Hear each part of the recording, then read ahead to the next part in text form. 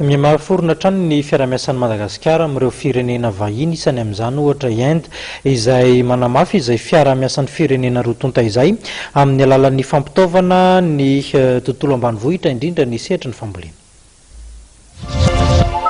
Anometanana ny Madagasikara amin'ny fampitaovana mekanika ny firenena indiana io no nivohitra tamin'ny fiainan'ny Flo Erajonarmapiana tamin'ny délégation indiana notarihany solitenan'ny ministeran'ny fambolena indiana sy ny Pragdara avy amin'ny masovo indiana vona no izany amatsimila fambolena na tracteur misy 10 any Madagasikara ary zareo ary anisany nojerena ihany koa ny fametrahana usine fanamboarana ireo milina ireo eto Madagasikara maika ny fampandrosoana ny firenena verina hiditra eto Madagasikara amin'ny taom-pamokarana ho avy io ireo fitaovana ireo.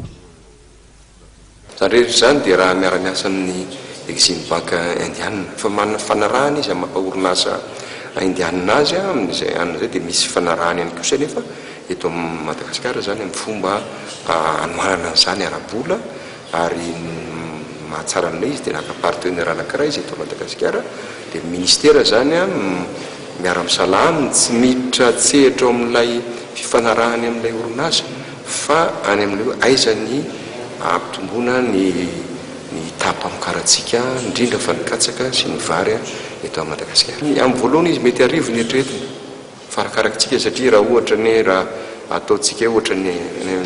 any Inde raha tsika izao zavatra manalina manetsiny ihany ny tokony ilainy fa tsy afaka mividy le tatsaha satria tsy ampy ny tapamokarana dia tsisy mividy le izy. Zay zany tsy maintsy niezahana hoe inona ary vahaolana ambadika zay zavatra zay dia ho avyntsika any amin'iren'ilay service agricole ampanofanana ilay izy tsy vidiny tantatsony anisan'izany satria anao an'izay service agricole izay ny baikon'ny filoham-pirenena moa dia tena anatin'ny faran'izay aingany ary efa manomana azy mihitsy zay efa elaela io nomanina efa manomana azy mihitsy ka ny eritreretina hoe anatin'ity taona ity efa vita daholo ny pitsopitsony rehetrarehetra mba ho atafidiran'ilay izy amin'ny taom-pamokarana amin'ny fotoana. Marina fa manampy an'i Madagasikara eo amin'ny lafin'ny fikarohana ihany koa eo amin'ny sehatra ny fambolena sy ny fiompiana raha tsy tena efa tsy ny fampitaovana ireo ivitoera-pikarohana maro samihafa teto Madagasikara ry zareo indiana.